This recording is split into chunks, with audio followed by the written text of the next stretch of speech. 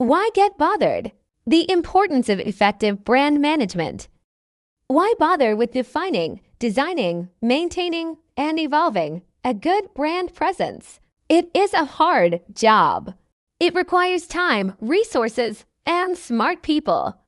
Once designed and launched, the work has only begun.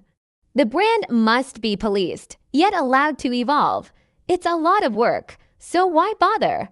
Increased value and perception are the two primary reasons for all this hard work. Value pertains to money, while perception is what we believe to be true. Let's start with increasing value. A good brand makes a good company.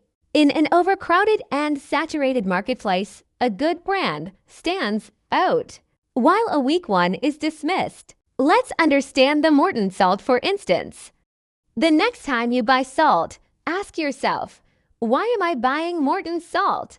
Unless you are a master chef, salt is salt. For over decades of years, the same message and iconography have been communicated to generations of grocery shoppers. This consistent branded message has made Morton's the best-selling salt in the market.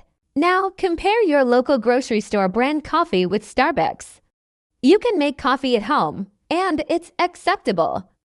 Your grandparents might even prefer the instant version.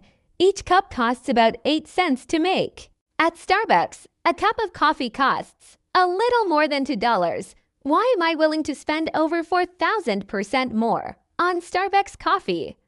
Is the quality 4,000% better than any market coffee? Of course, the answer is no. But the Starbucks visuals, store atmosphere, service, status, tribal connection, product, and packaging, down to your name written on the cup, create a remarkable brand experience. If Starbucks can maintain these promises, I will continue to buy coffee there, and I will tell my friends to go there too. I've become an unpaid salesperson for the Starbucks brand because it reinforces my identity and I trust the brand. Perception is the second reason brand management is critical to any company's success. Reality is irrelevant compared to perception. This is unfair, but a fact of life in a world of instant and multiple communication methods. Major brands have been rumored to be in league with Satan, hiding his symbol in the logo, or serving chickens so mutated they could no longer be legally called chickens. Both are only rumors with no truth, but are nevertheless damaging. A rumor is impossible to contain, but the actual actions and products of a company create perception. As I mentioned earlier, every interaction with a brand adds to this perception, and this response changes with each point of contact. A brand will always be perceived as either positive or negative. For example, I like Starbucks because they make good coffee. In contrast, am not fond of the chemical company polluting the river. The brand message will be clear or confused. I recognize and I am aware of Starbucks products and values.